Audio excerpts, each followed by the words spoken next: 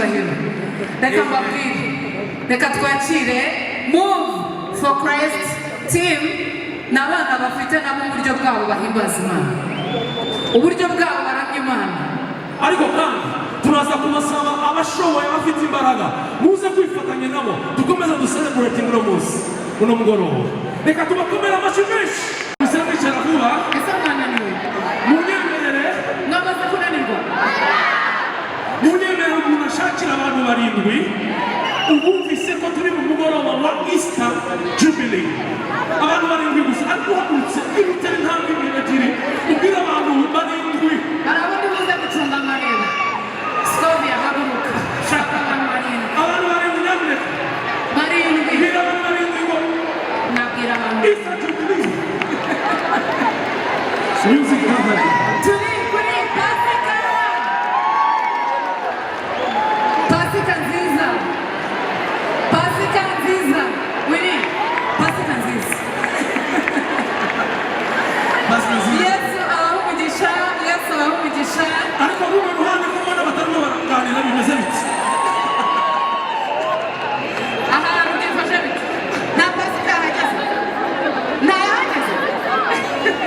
Hanyuma rero nyemerera sabe abantu bose duteraniye hano mugoroba tugerageze to turning this place upside down by making a joyful noise tonight.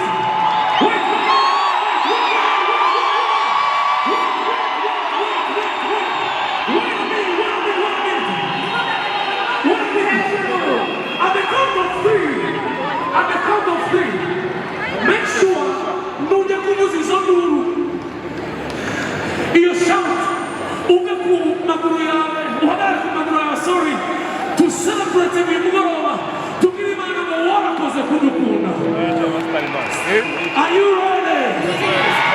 Are you ready? No, tubwire abantu bari hejuru hariya. Bantu muri hejuru hariya. Aho tugenda.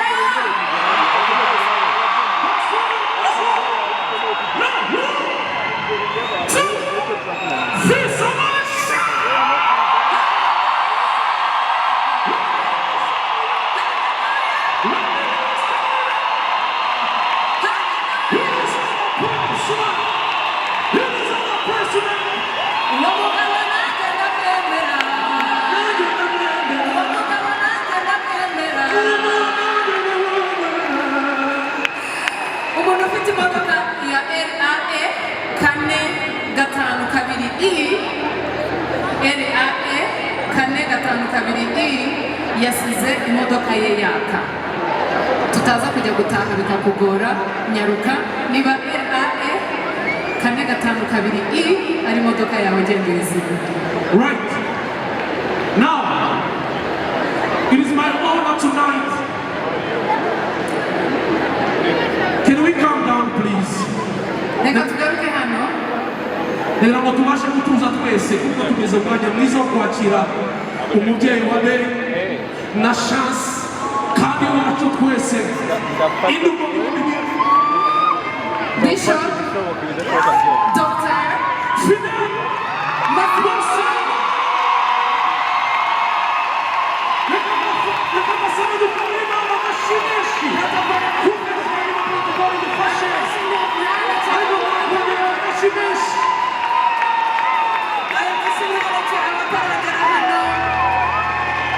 Mwongere mukozi w'Imana amashimeshi.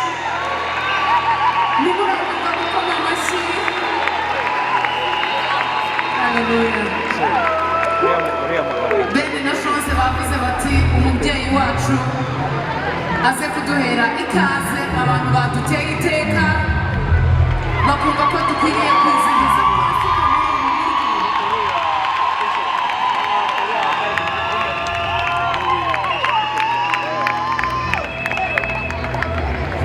Reka dukomere Imana amashyi. Yumvise 20%, 20%.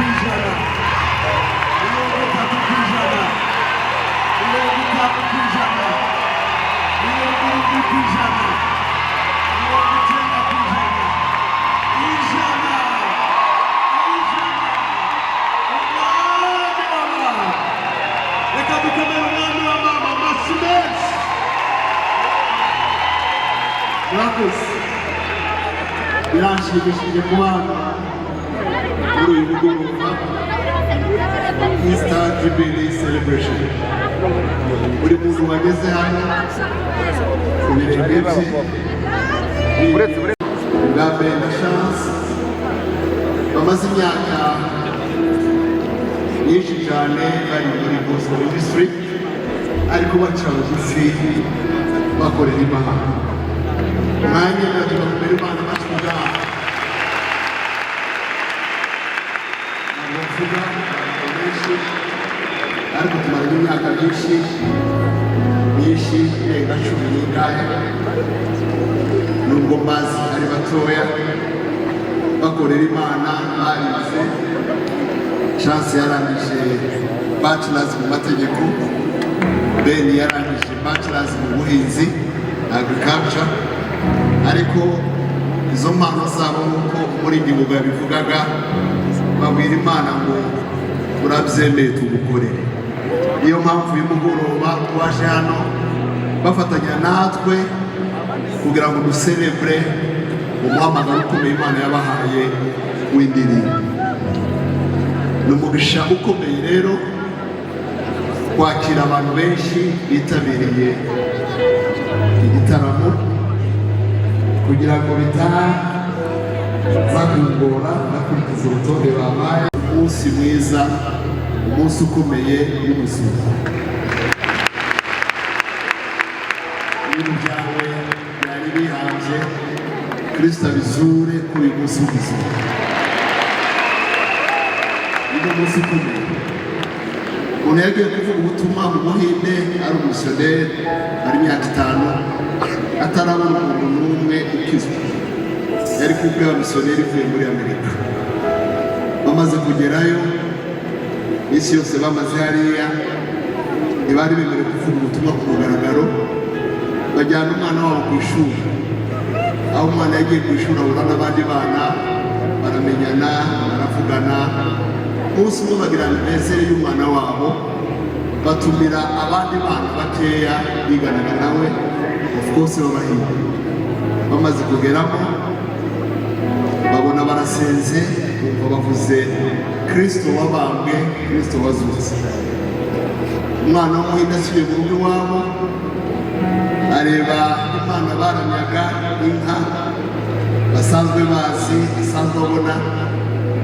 Mu gitondo abwira se ngo ntabwo kuramya inka, aho nagiye ejo barambwiye ngo hari Imana yamenye amaraso ku rukundo.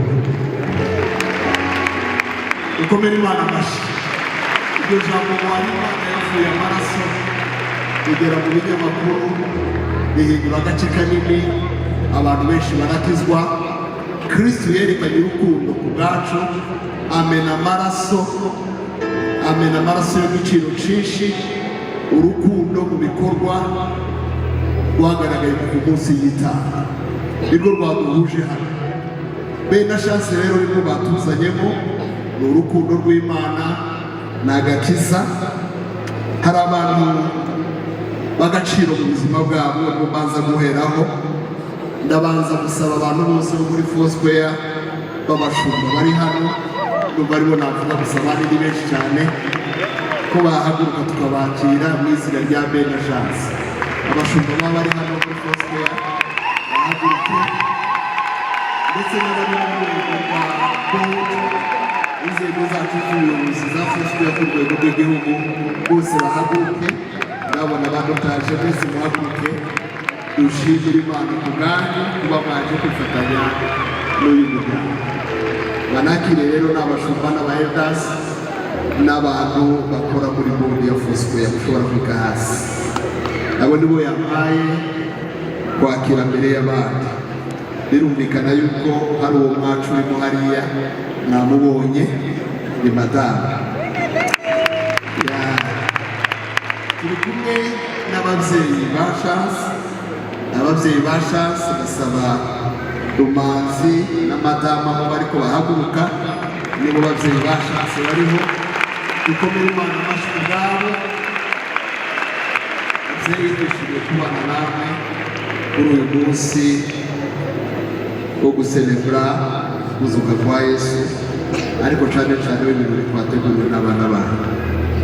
Turi kumwe n'ababyeyi ba Ben, Mucyo na Madame, aho bicaye ngo bahaguruke. Mucyo na Madame, reka dukomere Imana amashyi ubwabo, twishimiye kubakira muri iki gitaramo cyiza cyo kuramya Imana. Turi kumwe n'undi mubyeyi wa Ben na Chance, wababereye marene mu bukwe bwabo. Reka haguruke Pastor Julien Kabanda,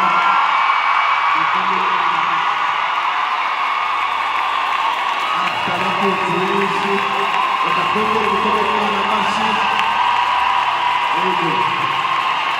Niwe tuzana kubaza ijambo ry'Imana, ni umubyeyi wabo, niwe bakuye Chance.